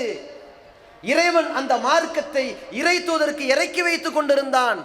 அப்பொழுது ரகசியமாக குற்றமிழைத்தவர்கள் கண்டறியப்பட்டார்கள். ஆனால் அப்படிப்பட்ட தொடர்பு முறிந்துவிட்டது. நபிகளாரோடு அந்த இணைப்பு முறிந்துவிட்ட காரணத்தினால் இன்றைக்கு யாருடைய உள்ளத்தில் என்ன நடக்கிறது என்பதை நாங்கள் தீர்மானிக்க இயலாது. அவர் எப்படிப்பட்ட சுத்தமானவர் என்று வாதிட்டாலும் வெளிப்படையை வைத்துத்தான் நாம் முடிவெடுப்போம் என்று உமர் ரலியல்லாஹு அவர்கள் அவ்வளவு தெளிவாக சொல்கிறார்கள். இறை செய்திதான் இஸ்லாம். அந்த இறை செய்தியினுடைய தொடர் நபிகளாரிடமிருந்து தொடர்ந்தது. அதனுடைய முடிவு நபிகளாரோடே முடிந்து விட்டது. சஹாபாக்கள் இந்த மார்க்கத்தை அவ்வளவு தெளிவாக புரிந்தார்கள். அல்லாஹ்விடமிருந்து வந்தது மட்டும்தான் இஸ்லாம், யாருடைய சொந்த கருத்துக்களும் இஸ்லாம் அல்ல. இன்றைக்கு சஹாபாக்களை பின்பற்றலாம் என்று சொல்கிறார்களே, அவர்களும் புரிந்து கொள்ளுங்கள், சஹாபாக்கள் எந்த சஹாபியும் எங்கள் சொந்த கருத்தை பின்பற்றுங்கள் என்று சொல்லியதே கிடையாது. அவர்கள் தெளிவாக சொன்னார்கள், அல்லாஹ்விடமிருந்து வந்ததுதான் மார்க்கம். எந்த அளவிற்கு என்றால், ஒரு கட்டத்திலே ஜாபிர் பின் அப்துல்லா ரலியல்லாஹு அவர்களை நோய் நலம் விசாரிப்பதற்காக ரசூலுல்லாஹி ஸல்லல்லாஹு அலைஹி வஸல்லம் அவர்களும் அபூபக்கர் சித்திக் ரலியல்லாஹு அவர்களும் ஜாபிர் அவர்களை சந்திக்கிற பொழுது ஜாபிர் ரலியல்லாஹு அவர்கள் மயக்கமடைந்து விடுகிறார்கள். ரசூலுல்லாஹி ஸல்லல்லாஹு அலைஹி வஸல்லம் ஒளி செய்து அந்த தண்ணீரை அவர் முகத்திலே தெளிக்கிறார்கள். திடீர் நினைவு வந்து விடுகிறது. பிறகு கேட்டாங்க, அல்லாஹ்வின் தூதரே, இப்போ நான் என்ன செய்யறது? சொத்துரிமை சம்பந்தமாக கொஞ்சம் எனக்கு விளக்குங்க, என்னுடைய சொத்துக்களை நான் எப்படி பிரித்து கொடுக்க வேண்டும் அப்படின்னு கேட்குறாங்க. உடனே ரசூல் அமைதியாக இருக்கிறாங்க. ஜாபிர் ரலியல்லாஹு அவர்கள் புரிந்து கொண்டார்கள், இப்பொழுது ரசூலுல்லாஹி ஸல்லல்லாஹு அலைஹி வஸல்லம் இறைவனின் கட்டளைக்காக, அந்த இஸ்லாமிய சட்டத்திற்காக, வாரிசுரிமை சட்டத்திற்காக காத்து கொண்டிருக்கிறார்கள். சிறிது நேரம் கழித்து ரசூலுல்லாஹி ஸல்லல்லாஹு அலைஹி வஸல்லம் அவர்கள் வாரிசுரிமை சட்டம் குறித்த வசனத்தை அல்லாஹ் எனக்கு இறக்கி வைத்து விட்டான், இப்படி உன்னுடைய சொத்துக்களை பிரித்து கொள்ளுங்கள் என்று பிறகு பேசுகிறார்கள். சஹாபாக்கள் அவ்வளவு தெளிவாக இருந்தார்கள். அல்லாஹ்வுடைய தூதர் அவர்கள் மார்க்கம் என்று எதை பேசினாலும் அது அல்லாஹ்விடமிருந்து வந்தது என்பதை உறுதிப்படுத்தும் வண்ணம் இருக்கும். ஒரு கட்டத்தில் அப்துல்லா பின் உமர் ரலியல்லாஹு அவர்கள் ஒரு சபையில் இருக்கிறார்கள். இன்றைக்கு சஹாபாக்களை பின்பற்றலாம், அவர்களுடைய புரிதல்களை பின்பற்றலாம், அவர்களுடைய ஏகோபித்த கருத்து குர்ஆன் ஹதீஸில் இல்லாவிட்டாலும், அதிகப்படியாக இருந்தாலும், குறைவாக இருந்தாலும், எதிராக இருந்தாலும் கூட ஏகோபித்த சஹாபாக்கள் தப்பு செய்ய மாட்டார்கள். அவர்களை அப்படியே பின்பற்றினால் அதுவும் மார்க்கம் என்று போகிற கூட்டத்தவர்கள் ஒரு கணத்திலே யோசித்து பாருங்கள், நீங்கள் சஹாபாக்களை அவமானப்படுத்தி கொண்டிருக்கிறீர்கள். சஹாபாக்கள் இஸ்லாமிய மார்க்கத்தை எடுத்துக்கொண்டு ஏற்றுக்கொண்டு திருப்தி அடைந்தவர்கள், மார்க்கத்தை குறை கண்டவர்கள் கிடையாது, மார்க்கத்தை குத்தி காட்டுபவர்கள் கிடையாது, இந்த மார்க்கத்தில் போதுமான விளக்கங்கள் இல்லை என்று அதை பற்றி விமர்சிப்பவர்கள் கிடையாது, இந்த மார்க்கத்தை காப்பதற்காக உயிர் விட்டவர்கள். அதிலே அப்துல்லா பின் உமர் ரலியல்லாஹு அவர்கள் ஒரு கட்டத்தில் அமர்ந்து கொண்டிருக்கிறார். ஒருவர் தும்முகிறார். தும்மிய உடனேயே சொல்கிறார், அல்ஹம்துலில்லாஹ் வஸ்ஸலாமு அலா ரசூலில்லாஹ்ன்றார். நம்ம மக்களிடத்தில் ஒரு எக்ஸ்ட்ரா ஃபிட்டிங் அப்பப்போ சேர்ந்துக்கிட்டே இருக்கும். பாங்குன்னு சொல்ல போறாங்களே நினைப்போம், அல்லாஹும்ம ஸல்லி அலா சய்யிதுனா முஹம்மதின் வஆலி முஹம்மதின் வபாரிக வஸல்லிம் அலை, அல்லாஹு அக்பர்னு ஆரம்பிப்பாங்க. இது என்னடா புது ஃபிட்டிங்கு, இது எக்ஸ்ட்ரா ஃபிட்டிங்கு. போற போக்கில் வந்ததுக்கும் போனதுக்கும் இப்போ சேர்த்தாச்சு. அப்ப அந்த மாதிரி எங்க எடுத்தாலும் இடைச்செருகள், மார்க்கத்தின் பெயரால் அவ்வளவு புதுமைகளை உள்ளே புகுத்தி இருக்கிறார்கள். அதே போன்ற ஒருத்தர் என்ன பண்றாரு, அப்துல்லா பின் உமர் அவர்களுடைய சபையில் இருந்து கொண்டு தும்முகிறார். அல்ஹம்துலில்லாஹி வஸ்ஸலாமு அலா ரசூலுல்லாஹ்ன்றாரு. இவருக்கு பயங்கரமான கோபம். என்ன பேசுறீங்க? அல்லமனா ரசூலுல்லாஹி ஸல்லல்லாஹு அலைஹி வஸல்லம் அல்ஹம்துலில்லாஹி அலா குல்லி ஹால். அல்லாஹ்வுடைய தூதர் அவர்கள் எல்லா கட்டத்திலும் தும்மல் வருகிற பொழுது அல்ஹம்துலில்லாஹ் மட்டும் தான் சொல்லி கொடுத்திருக்கிறார்கள். நீங்க என்ன இப்ப புதுசா ஒண்ணு சேர்க்கறீங்க, இந்த வேலை வச்சுக்காதீங்க. இவர்கள் தான் சஹாபாக்கள், இறை செய்தியை காக்க புறப்பட்டவர்கள். அந்த பணியை இந்த தௌஹீத் ஜமாத் செய்கிறது. இறை செய்தி மட்டும் தான் மார்க்கம், அதுல எந்த களங்கத்தையும் யாரும் உண்டாக்கிவிடக் கூடாது என்பதற்காக அவ்வளவு கண்ணும் கருத்துமாக இருந்தார்கள். உமர் ரலியல்லாஹு அவர்கள் சொன்னார்கள், ஹதீஸ் என்ற பெயரால் எதையாவது எழுதி வைப்பீர்களானால் என்னிடத்தில் வந்து காட்ட வேண்டும். நீங்கள் ஏன் குர்ஆனுடைய வசனங்களை எழுதி வைத்திருக்கிறீர்கள்? அந்த குர்ஆனுடைய வசனத்தோட ஹதீஸ்களையும் குர்ஆன் ஆயத்தை நீங்க குழப்பிவிடக் கூடாது. ஹதீஸ் என்றால் சொல்லுங்கள், யார் சொன்னது, எங்கே சொன்னது, எப்படி சொன்னது என்றிடத்தில் காட்ட வேண்டும். இது அல்லாஹ்வின் தூதர் சொன்னதுதானா என்பதை நான் சாட்சிகளோடு உறுதிப்படுத்த வேண்டும். எவ்வளவு காப்பாற்றுகிறார்கள். இது இறைவனின் மார்க்கம், இறைவன் இறக்கி வைத்த மார்க்கம், அதில் களங்கம் வந்து விடக்கூடாது என்று காப்பாற்றிய தோழர்கள். அதிலே ஒரு கட்டத்திலே அல்லாஹ்வுடைய தூதர் ஸல்லல்லாஹு அலைஹி வஸல்லம் அவர்கள் ஒரு மிகப்பெரிய எச்சரிக்கை விடுக்கிறார்கள். இந்த சஹாபாக்களிடத்திலும் கூட ஒரு கட்டத்தில் இந்த மார்க்கத்தில், அந்த இறை செய்தியில் ஏதாவது புதுமை உள்ளே புகுத்தப்பட்டு விடக் கூடாது என்பதற்காக அந்த மக்களுக்கு ஒரு எச்சரிக்கை விடுத்தார்கள். இன்ன அஸ்தகல் ஹதீஸி கிதாபுல்லாஹி, மக்களே, செய்திகளில் மிக மிக உண்மையானது அல்லாஹ்வுடைய வேதம். அஹ்ஸனல் ஹதியி ஹதியி முஹம்மதின், வழிகாட்டுதலில் மிக அழகான வழிகாட்டுதல் முஹம்மதுடைய வழிகாட்டுதல். இதோடு மார்க்கத்திற்கு ஒரு கோடு போட்டு விட்டார்கள். இவ்வளவுதான் இறை செய்தி, இவ்வளவுதான் இஸ்லாம், இவ்வளவுதான் மூலாதாரம். அதற்கு பிறகு அறிவித்தார்கள், வஷர்ரல் உமூர், காரியங்களில் மகா மகா கெட்டது முஹதஸாத்துஹா, இந்த மார்க்கத்தின் பெயரால், இந்த தூதர் வழியின் பெயரால், இந்த இறை செய்தியின் பெயரால் உள்ளே புதுமையாக நுழைக்கப்படுவது. குல்லு முஹ்தஸத்தின் பிதா, இந்த புதுமையெல்லாம் நூதன அனாச்சாரங்கள். குல்லு பிதஅத்தின் தலாலா, இந்த அனாச்சாரங்கள் வழிகட்ட காரியங்களாகும். குல்லு தலாலத்தின் பின்னார், இந்த வழிகேடு உங்களை நரகத்திலே கொண்டு போய் சேர்க்கும். இதை நாங்கள் சொல்கிறோம். உங்களுக்கு தௌஹீத் ஜமாத்தின் மீது காழ்ப்புணர்ச்சி இருந்தாலும் கூட வைத்துக் கொள்ளுங்கள். எங்கள் மீது எவ்வளவு கோபமோ, எவ்வளவு வாரி இறைக்க முடியுமோ இறைத்துக் கொள்ளுங்கள். நீங்கள் எங்கள் மீது உள்ள கோபத்தினால் இந்த மார்க்கத்தை தூக்கி எறிய பார்க்கிறீர்கள். ஒரு சாம்பிள் பாருங்க. சஹர்ல பாங்கு சொல்கிறோம், 5 வேளை பாங்கு இருக்கிறது. சஹருக்கென்று நபிகள் பெருமகனார் ஸல்லல்லாஹு அலைஹி வஸல்லம் பாங்கு சொல்ல உத்தரவிட்டிருக்கிறார்கள், ஒரு முஅத்தினை நியமித்திருக்கிறார்கள். இந்த ஹதீஸை நாங்கள் சொல்லியதாக நீங்கள் ஏற்றுக்கொள்ளவே வேண்டாம். மதுஹப்வாதிகளுக்கும் கேட்கிறோம், சலஃபுகளுக்கும் கேட்கிறோம், நீங்கள் என்ன பதிலை சொல்கிறீர்கள்? இந்த சஹருடைய பாங்கை தௌஹீத் ஜமாத்துக்கார செயல்படுத்துறான், நம்ம என்ன சொல்லி ஆகணும்? இப்பொழுது உங்களுடைய வியாக்கியானத்தை சொல்கிறீர்கள்.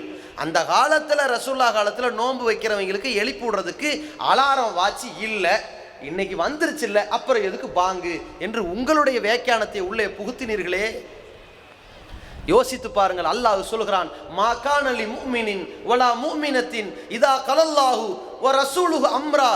இறை நம்பிக்கை கொண்ட ஆண் பெண் யாராக இருந்தாலும் அல்லாஹுவும் அவன் தூதரும் ஒரு விஷயத்தை முடிவெடுத்து விட்டால் ஐயக்கூன லஹுமுல் ஹீரத்து மின் அம்ரிஹிம், அதிலே மாற்று கருத்து சொல்வதற்கு, கூட்டி குறைத்து பேசுவதற்கு, இடைச்சொற்கள் செய்வதற்கு யாருக்கும் எந்த அருகதையும் இல்லை.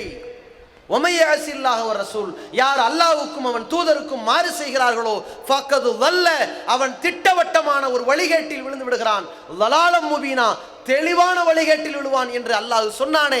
நீங்கள் அப்படிப்பட்ட வழிகேட்டில் இருப்பதை சிந்தித்து பார்த்தீர்களா? மக்ரிபிற்கு முன்னால் 2 ரக்காத்து சுன்னத் தொழுவதற்கு ஒரு 2 நிமிடம் நீங்கள் கொடுக்க கூடாதா? மதுஹப் சகோதரர்களுக்கு கேட்கிறோம். நாங்கள் சொன்னதாக எடுத்துக்கொள்ள வேண்டாம், நீங்களே அந்த ஹதீஸை படித்து பார்த்துக் கொள்ளுங்கள். ஹதீஸில் இருக்கிறதா இல்லையா? ரசூலுல்லாஹ் இந்த சுன்னத்திற்கு வழி கொடுத்தார்களா இல்லையா? ஒவ்வொரு பாங்கிற்கும் இக்காமத்திற்கும் இடையில் ஒரு தொழுகை உண்டு, ஹதீஸ் இருக்கா இல்லையா?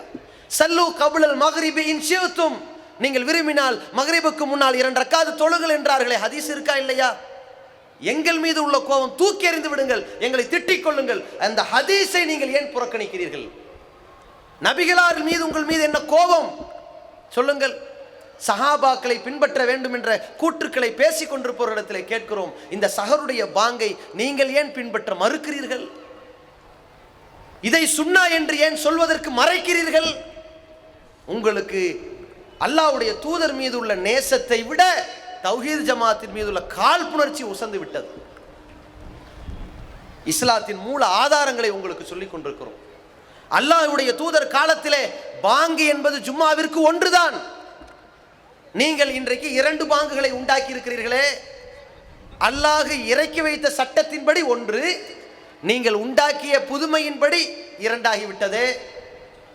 இது சரியான நடைமுறைதானா? யோசித்து பாருங்கள். கேட்டால் நீங்கள் வீம்புக்கு ஒரு வாசகம் எழுதுகிறீர்கள். நாங்கள் சொன்னோம், நபி வழி நடப்போம், மதுஹபை ஒழிப்போம். ஏன்? நபி வழி அல்லாஹ் இறக்கி வைத்த இறை செய்தி, மதுஹபு அல்லாஹுவால் எதிர்க்கப்பட்ட, கண்டிக்கப்பட்ட, அல்லாஹ் கண்டிக்கின்ற, புதுமையாக புகுத்தப்படுகின்ற கொள்கைகள். எனவே அதை ஒழிக்க வேண்டும் என்று சொன்னோம். இப்படி சொன்ன பிறகு கூட நீங்கள் என்ன செய்கிறீர்கள்? வீம்புக்காக மதுஹப் வழி நடப்போம் என்று சொல்கிறீர்கள். மதுஹபை பற்றி நீங்கள் புரட்டி பார்த்தீர்களானால் அதில் இருக்கின்ற வண்டவாளங்கள், அதில் இருக்கின்ற உளறல்கள், அதில் இருக்கின்ற ஆபாசங்கள், அதில் இருக்கின்ற ஒரு கற்பனைக்கு எட்டாத இட்டுக்கட்டப்பட்ட செய்திகள் எத்தனை இருக்கிறது. நாங்கள் மேடை போட்டு அதை எடுத்து சொல்ல தேவையில்லை. அவ்வளவு செய்திகள் உங்களுக்கே தெரியும். நீங்கள் மறைத்து கொண்டிருக்கிறீர்கள். ஆலிம்கள், நீங்கள் அல்லாஹ்வுக்கு பயந்து ஒரு முடிவெடுங்கள். நீங்கள் மதுஹப் புத்தகங்களாக வைத்திருக்கின்ற, ஹனஃபி மதுஹப் புத்தகங்களாக வைத்திருக்கிற துருல் முஹ்தாராக இருக்கட்டும், ரத்துல் முஹ்தாராக இருக்கட்டும், ஹிதாயாவாக இருக்கட்டும், பிதாயாவாக இருக்கட்டும், பஹ்ருர் ராயிக்காக இருக்கட்டும், இந்த புத்தகங்களுக்கும் அந்த அபூ ஹனீஃபா இமாமிற்கும் ஏதாவது சம்பந்தம் இருக்கிறதா?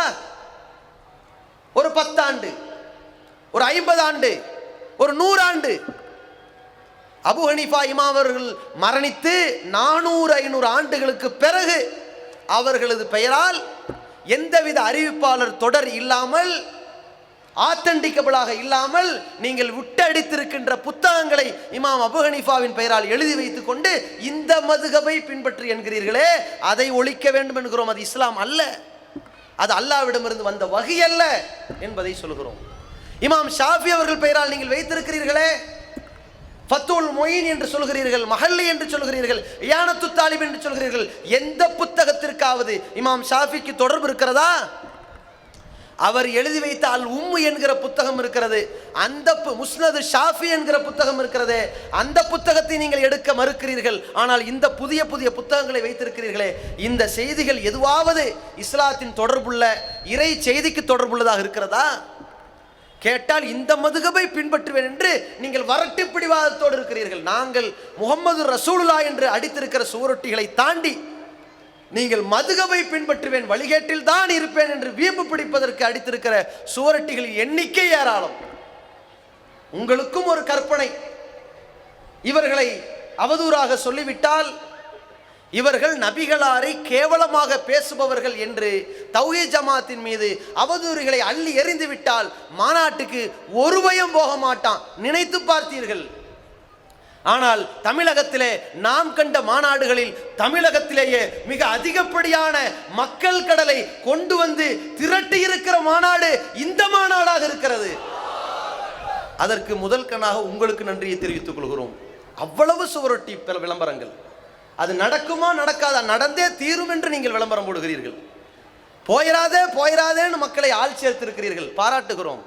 அடுத்த ஒரு பொதுக்கூட்டம் நடத்துகிற பொழுது எங்க சார்பில் 50 போஸ்டர், உங்க சார்பில் 5000 போஸ்டர் அடிங்க, அப்பதான் ஆள் சேர்க்க முடியும். அப்ப இவ்வளவு காழ்ப்புணர்ச்சியில இருக்கிறீர்களே, நீங்கள் சொல்லுகிற அந்த மதுஹப் சட்டங்களில் ஏராளமானது இருக்கிறது. நான் ஒரே ஒரு செய்தியை மட்டும் உங்களுக்கு சொல்லுகிறேன். இதுதான் நீங்கள் மதுஹபை பின்பற்றி நேர்வழி அடைய போகிறீர்களா என்பதை முடிவெடுத்துக் கொள்ளுங்கள்.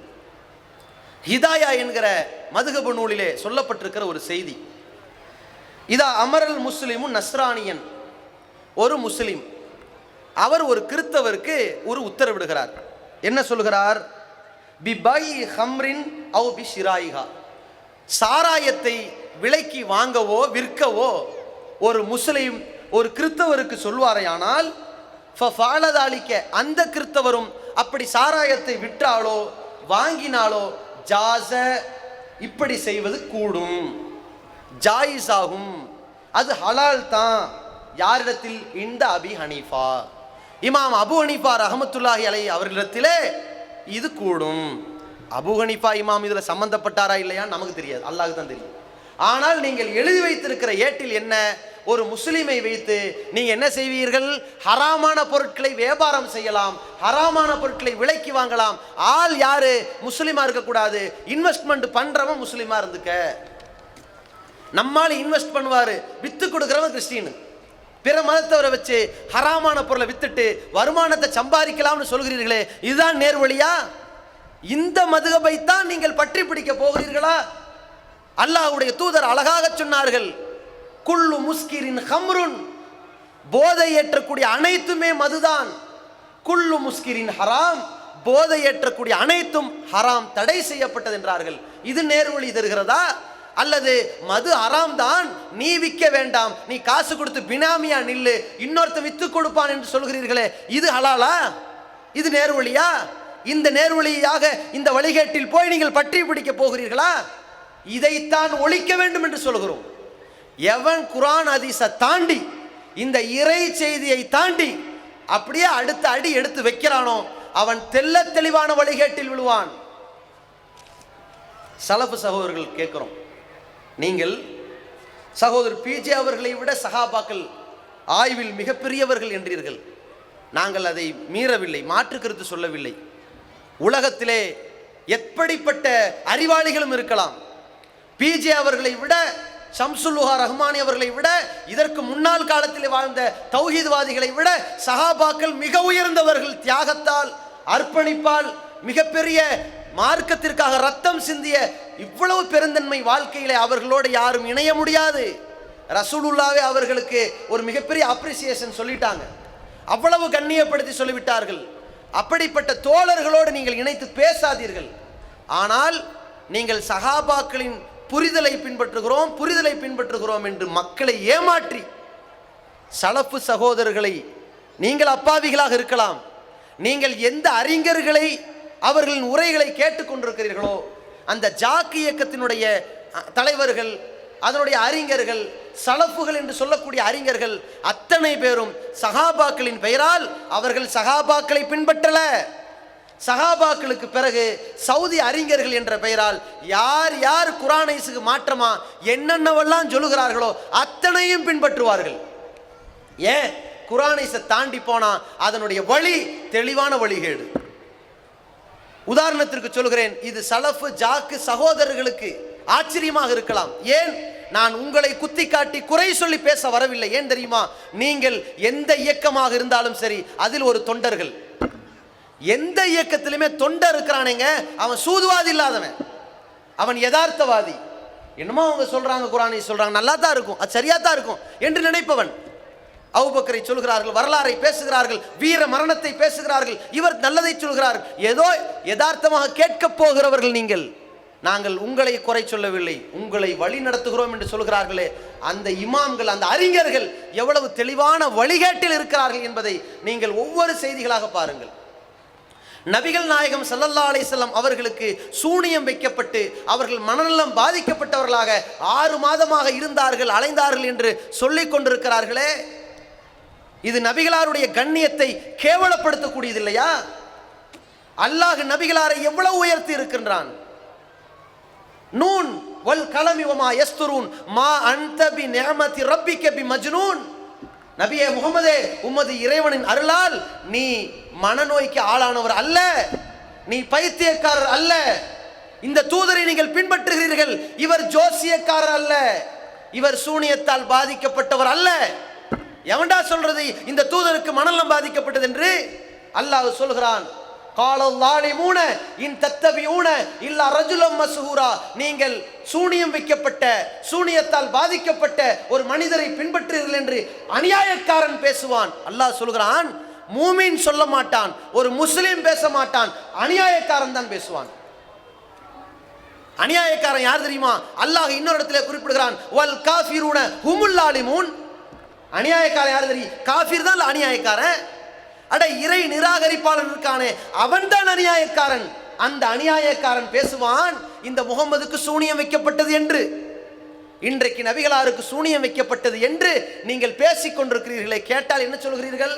சஹீஹுல் புகாரியில் வந்துவிட்டால் அது திட்டவட்டமான ஆதாரபூர்வமான செய்திதான், கண்ணை மூடிக்கொண்டு பின்பற்ற வேண்டும் என்று சொல்கிறீர்கள்.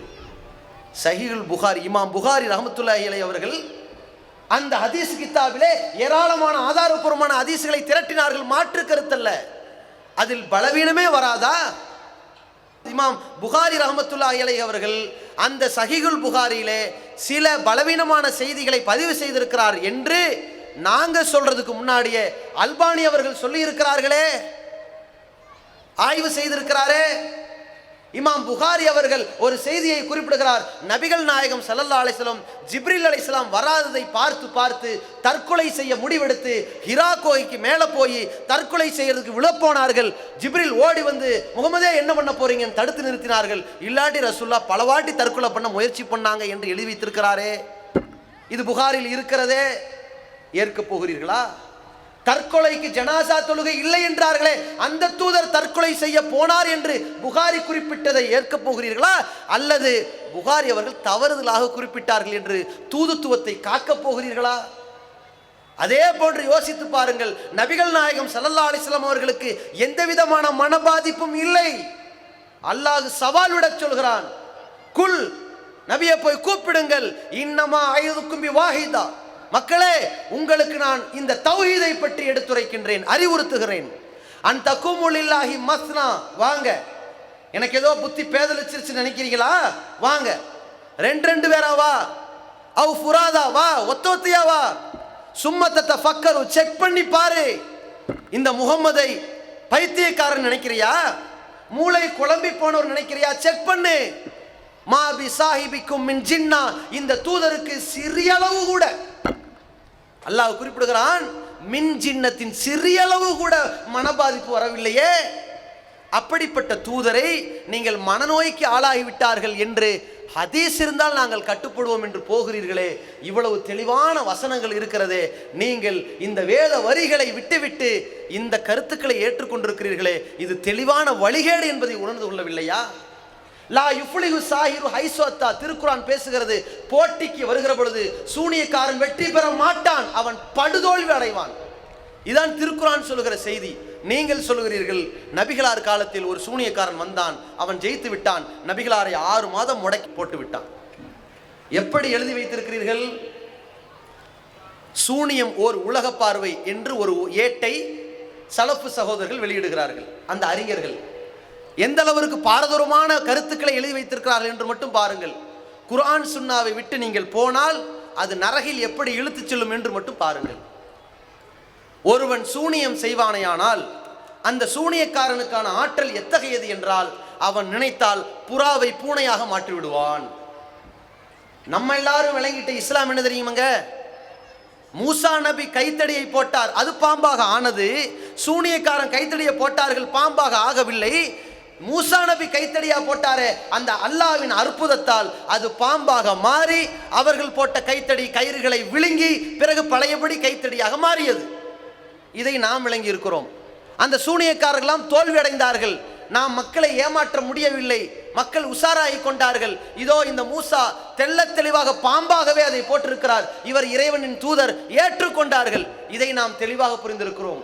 ஆனால் சூனியக்காரன் ஒருபோதும் ஜெயிக்க மாட்டான் என்று அல்லாஹ் சொன்ன பிறகு கூட இவர்கள் எழுதி வைத்திருக்கிறார்கள், சூனியக்காரர்கள் நினைத்தால் புறாவை கூட பூனையாக்கி விடுவார்கள், யானையை கூட பன்னியாக்கி விடுவார்கள், கழுதையை கூட எருமையாக்கி விடுவார்கள். உங்கள் வழிகேடு எங்கே போயிருக்கிறது? கொஞ்சம் யோசித்து பாருங்கள். இன்னொரு செய்தியை குறிப்பிடுகிறார்கள். அல் குர்ஆன் அஸ் சுன்னாவின் பார்வையில் சூனியம். இவங்க எழுதுறாங்க, என்ன தலைப்பு, புக்கு பேர் என்ன? குர்ஆன் சுன்னாவின் பார்வையில் சூனியம்.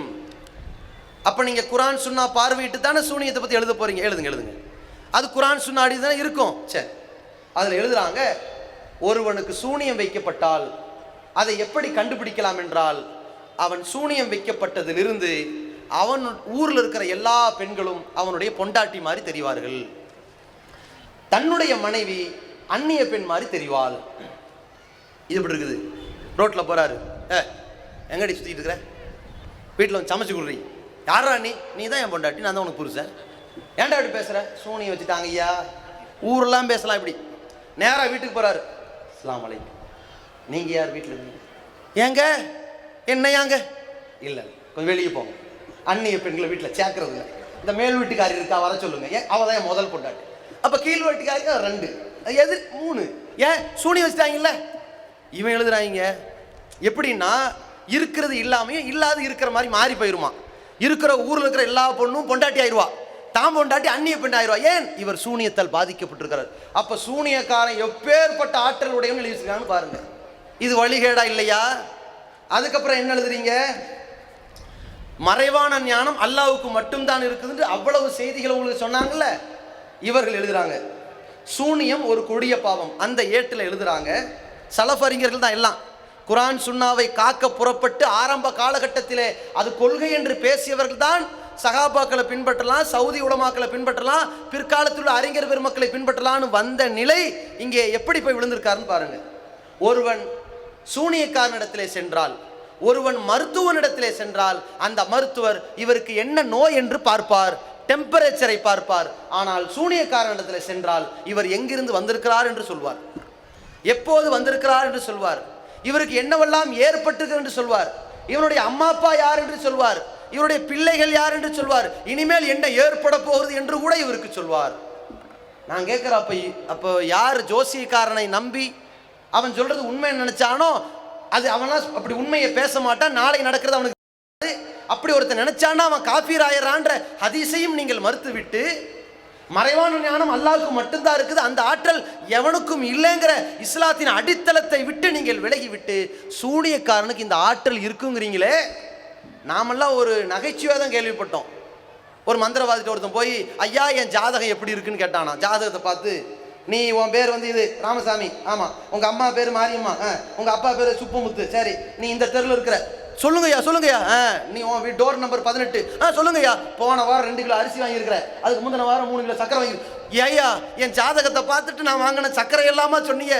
மூதேவி ரேஷன் கார்டை கொண்டு வந்து கொடுத்தா ஜாதகத்தை கொடுறான இப்படின்னு விட்டு கேள்விப்பட்டிருக்கிறோமுங்க. இப்போ இதை உண்மை எழுதுறாங்க. இந்த சூனியக்காரர்கள் எப்படிப்பட்ட ஆற்றல் மிக்கவர்கள் தெரியுமா? இந்த வளம் எக்குல்லஹு குஃபன் அகதுங்கிற களிமா கூட மறந்துட்டார்கள். அந்த வாசகத்தை கூட மறந்து இஸ்லாத்தை விட்டு வெளியேறி எல்லாமே அவர்களுக்கு தெரியுமா.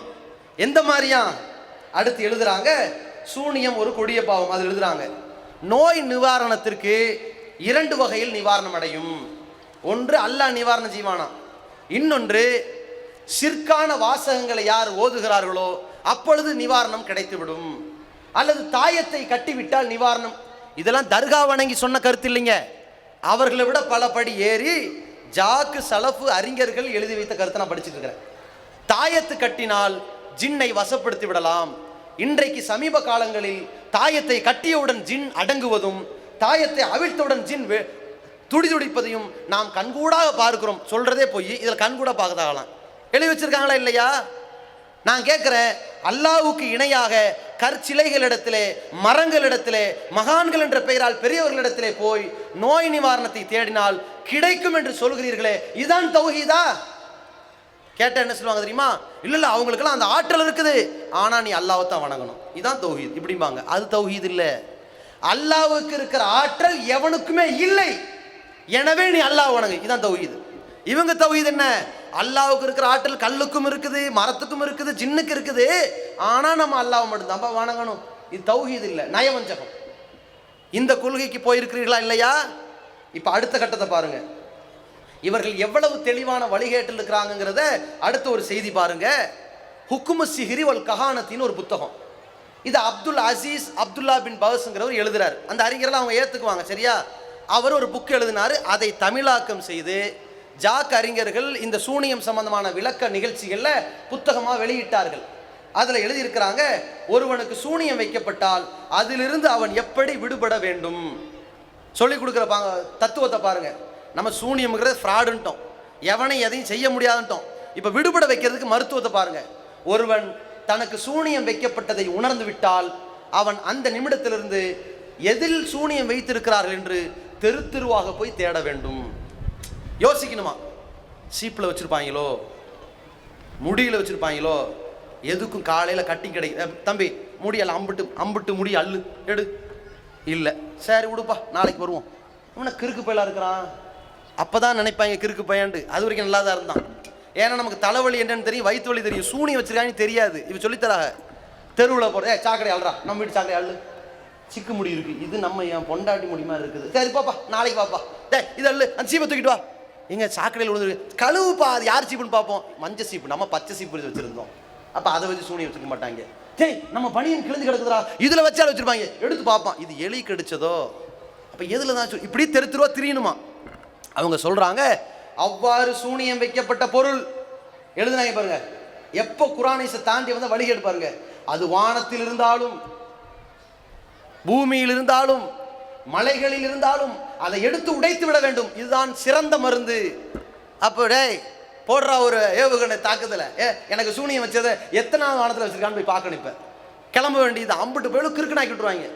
அடுத்த ஒரு மருந்து இருக்கிறது, அதுவும் இன்னொரு வகையான சிறந்த மருந்து. என்னவென்றால், ஒருவன் சூனியத்தால் பாதிக்கப்பட்டவன் ஒரு பாத்திரத்தில் தண்ணீர் அள்ளி அதிலே பச்சை இளந்த இலைகளை எடுத்து அதை பொடியாக்க வேண்டும். பச்சை இலையை பொடியாக்க முடியாது, காஞ்ச இலையை ஆக்கலாம். சரி சொல்றதே கட்டுக்கதை, போவோம் நம்பிட்டு போவோம், காசா பணமா அப்படி எழுதி வச்சுட்டாங்க. நம்ம அப்போ டிவியில் பார்ப்போம்ல, வல்லாரை கீரை அரைத்து 4 மணிக்கு கொடுத்தால் இடுப்பு வலி சரியா இப்படிங்கிற மாதிரி இவங்களை விட்டாங்க. 4-7 ஒற்றைப்படையாக இளந்த இலையை எடுத்து அந்த தண்ணீரில் போட்டு கலக்கி ஒரு பாத்திரத்தை எடுத்து தலை மீது வைத்து சூரத்துல் ஃபலக் ஓத வேண்டும் 3 வாட்டி. இந்த சாப்பிட்றதுக்கு முன்னாடி 3 மாத்திரை இப்படி வெறும் வயிற்றுல, அது மாதிரி சூரத்துல் நாஸ் 3 வாட்டி. அதற்கு பிறகு சொல்ல வேண்டும், நபி மூசா அவர்கள் சொன்னார்கள், இந்த சூனியக்காரர்கள் போட்ட கைத்தடியெல்லாம் பாம்பாகவில்லை. இவர் சொல்லுமா இப்படி, கைத்தடியெல்லாம் பாம்பாகவில்லை. பத்தலல் மாக்காணியாமல் அவங்க செஞ்சதெல்லாம் பொய்யாகிவிட்டது. ஒலாயு புலிகு சாகிரும், சூனியக்காரன் வெற்றி பெறவே மாட்டார்கள். இந்த சூனியம் பாதிக்கப்பட்டோம், அப்படி தூக்கணுமா ஜக்கு தண்ணியை தலைமையில வச்சு லாயு புலிகு சாயு ஹைசோத்தா, சூனியக்காரன் ஒருபோதும் ஜெயிக்க மாட்டான்னு தலையில ஊத்துனா சூனியம் ஓடி போய்விடும். எழுதி வச்சிருக்கிறீங்களே, நாங்க சொல்றோம் இதை உங்க உள்ளத்துல வைங்கன்னு. சூனியக்காரன் ஜெயிக்க மாட்டான், எதையும் செய்ய முடியாது, அவன் செய்யறது ஏமாத்து வேலைண்டு உங்க உள்ளத்துல ஏத்துக்குங்கன்னு சொன்னா நீங்க என்ன செய்றீங்க? அவனுக்கு ஆற்றல் இருக்குது, அருமை பெருமை இருக்கிறது, எல்லாத்தையும் செய்ய முடியும், மறைவான ஞானம் இருக்கிறது, அல்லாஹ்வின் ஆற்றலை பெற்றிருக்கிறான். இருந்தாலும் நீங்க தண்ணியை தலையில ஊத்தும் போது சூனியக்காரன் ஜெயிக்க மாட்டான் தலையில ஊத்துறான், எல்லா சூனியும் ஓடி போயிரும்ன்ற ஒரு வழிகட்ட நச்சு கருத்துக்களை, கட்டுக்கதைகளை மார்க்கம் என்று இணைத்திருக்கிறீர்களே, இதான் இஸ்லாமா? இதான் இஸ்லாத்தின் மூல ஆதாரங்களா? இதைத்தான் உங்களிடத்தில் சொல்கிறோம். நீங்கள் நேர்வழி பெற வேண்டும் என்பதற்காக மதுஹபுகளின் பெயரால், சஹாபாக்களின் கருத்துக்கள் என்ற பெயரால் பிரிந்து கிடக்கின்ற சமுதாயத்தை அழைக்கின்றோம். நம்மிடத்திலே நபி வழியின் அடிப்படையிலே நாம் செயல்பட்டால் நம்மிடத்தில் மிகப்பெரிய ஒரு ஒற்றுமை வரும். எப்படி இன்றைக்கு எல்லா ஜமாத்துகள் இருக்கிறது, சாஃபியோ, ஹனஃபியோ, மாலிக்கோ, ஹம்பலியோ, தப்லீகோ, தரிகாவோ, தௌஹீதோ, சலஃபோ, ஜாக்கோ, யாரோ அத்தனை பேருடைய பள்ளிவாசல்களிலும் ஒரே மாதிரியான வாசகத்தை பாங்காக சொல்கிறோமே, ஏன்? அது ஒன்றுதான் நபி வழி, மற்றது எல்லாம் புது வழி. அந்த பாங்கில் நாம் எப்படி ஒருமித்து இருக்கிறோமோ அதே போன்று வாருங்கள், ஹதீசுகளில் எது இருக்கிறதோ அதை செயல்முறைப்படுத்துவோம். ஆதாரபூர்வமான இந்த இறை செய்தியை பின்பற்ற வேண்டும் என்று வாருங்கள். நீங்கள் யோசித்து பாருங்கள், அல்லாஹ்வுக்கு பயந்தவர்களாக மதுஹப் சகோதரர்கள் யோசித்து பாருங்கள். ஒருவர் இஸ்லாத்தை ஏற்று வருகிறார், அவருக்கு லா இலாஹ இல்லல்லாஹ் முஹம்மது ரசூலுல்லாஹ் சொல்லிக் கொடுக்கிறீர்கள், மதுஹபை பற்றி சொன்னீர்களா? இஸ்லாத்திற்கு இந்த ரெண்டும் போதும் என்றல்லவா இதை சொல்லிக் கொடுத்தீர்கள்?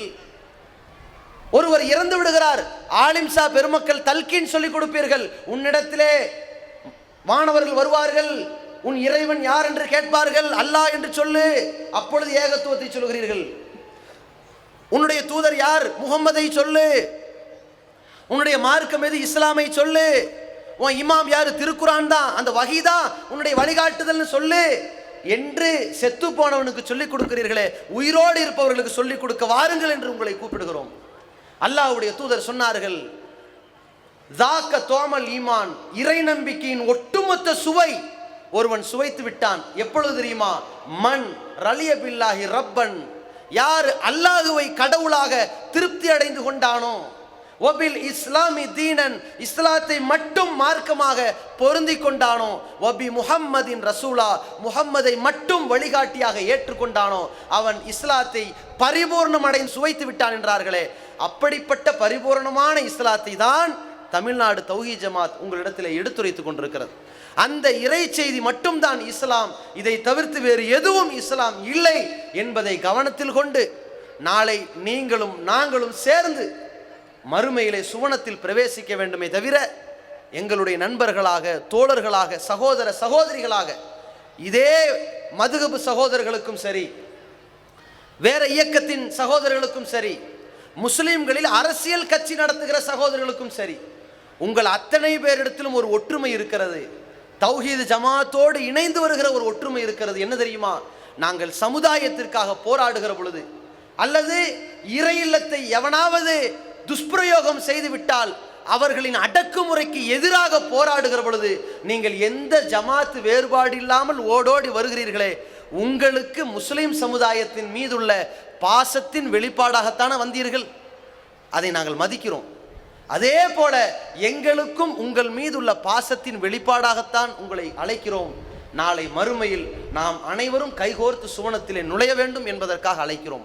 மறுமை நாளில் யௌம துகல்லபு உஜூஹும் ஃபின்னாரி, நரகத்திலே சில முகங்கள் கரிக்கப்படுகிற பொழுது, யா லைத்தனா அத்தானல்லாஹ வ அத்தான ரசூலா, நாங்கள் அல்லாஹ்வுக்கும் அவன் தூதருக்கும் கட்டுப்பட்டிருக்க கூடாதா? எங்களுடைய பெரியார்களுக்கும் முன்னோர்களுக்கும் தலைவர்களுக்கும் கட்டுப்பட்டு போனோமே, ஃபஅதல்லுன சபீலா, அவர்கள் எங்களை வழிகெடுத்து விட்டார்களே என்று நீங்கள் கவலைப்பட்டு விடக்கூடாது, கை சேதப்படக்கூடாது, கதறக்கூடாது என்பதற்காக உங்களை அழைக்கின்றோம். வாருங்கள், இந்த இஸ்லாத்தின் சுவையை உணர்ந்து விடுவோம். அல்லாஹுவை மட்டும் கடவுளாக, அவனுக்கு இணை வைக்காதவர்களாக, தூதரை மட்டும் வழிகாட்டியாக, அதில் துணை சேர்க்காதவர்களாக, இஸ்லாத்தை மட்டும் மார்க்கமாக, அதில் எதையும் சேர்க்காத, இணைக்காத, புதுப்பிக்காதவர்களாக, இந்த அடிப்படை மார்க்கத்தை உணர்ந்தவர்களாக வாழ்ந்து நம்மிடத்திலும் வானவர்கள் விசாரிக்கிற பொழுது மிகச்சரியான பதிலை சொல்லி நாளை மறுமையிலே சொர்க்கத்திலே நுழைகிற பொழுது நாம் அத்தனை பேரும் சொல்ல ஒரு வாய்ப்பு இருக்கிறது. சத்தியத்தில் இருந்தால் நாம் சொல்வோம், அல்ஹம்துலில்லாஹி அல்லதி ஹதானா லிஹாதா. இந்த சுவனத்தை வழங்குவதற்கு நேர்வழியை காட்டினானே அந்த அல்லாஹ்வுக்கே எல்லா புகழும் உரித்தாகட்டுமாக. ஒமா குன்னாலி நஹ்ததிய லௌலா அன் ஹதானல்லாஹ். அல்லாஹ் மட்டும் எங்களுக்கு நேர்வழி காட்டாமல் இருந்திருந்தால் நாங்கள் இப்படிப்பட்ட வழியை அடைந்திருக்க மாட்டோமே என்று அங்கே பேசுவார்களே சொர்க்கவாசிகள். அவர்கள் சொல்வார்கள், எங்களிடத்தில் தூதர்கள் வந்தார்கள், அவர்கள் இறை செய்தியை கொண்டு வந்தார்கள், நாங்களும் கட்டுப்பட்டு நம்பிவிட்டோம், எனவே இன்றைக்கு சொர்க்கத்திற்கு வந்திருக்கிறோம் என்று அந்த நல்லவர்கள் பேசுவார்களே, சந்தோஷப்பட்டு பெருமிதம் கொண்டு பேசுவார்களே, அதே போன்று பெருமிதம் கொண்டு பேசக்கூடியவர்களாக நீங்களும் நாங்களும் ஒன்றிணைந்து சுவனத்திலே நுழைய வேண்டும் என்பதற்குத்தான் இந்த முஹம்மது ரசூலுல்லாஹ் விளக்க மாநாட்டை நாங்கள் நடத்தி கொண்டிருக்கிறோமே தவிர உங்களிடத்திலே இதை போட்டி கூட்டமாக காட்டியோ, எங்களிடத்தில் இவ்வளவு பெரிய பிரம்மாண்ட கூட்டம் இருக்கிறது, எவ்வளவு சீட்டுகள் தரப்போகிறீர்கள், எத்தனை ஓட்டுகள் கிடைக்க போகிறது என்று அரசியல்வாதிகளிடத்தில் பேரம் பேசுவதற்காகவோ அல்லது இந்த உலக ஆதாயங்களை பெற்றுக்கொள்வதற்காகவோ அல்ல, மறுமையில் மகத்தான வெற்றியை நாம் அனைவரும் இணைந்து பெற வேண்டும் என்பதற்காக கேட்கிறோம். வாருங்கள், ஏகத்துவத்தில் சங்கமிப்போம், சத்திய பாதையில் நம்முடைய பயணத்தை துவங்குவோம். உங்களுக்கு இந்த ஜமாத்துடைய பெயர் பிடிக்கவில்லையானால் சேராதீர்கள், இந்த உறுப்பினர் அந்த அங்கத்தில் வரவில்லையானால் பரவாயில்லை, நீங்கள் அல்லாஹ்வுக்கு பயந்தவர்களாக இந்த சத்திய மார்க்கத்தை ஏற்றுக்கொள்ளுங்கள் என்று உங்களிடத்திலே ஒரு அன்பான ஒரு உரிமையான அழைப்பு விடுத்தவனாக என்னுடைய உரையை நிறைவு செய்கிறேன். அல்லாஹ்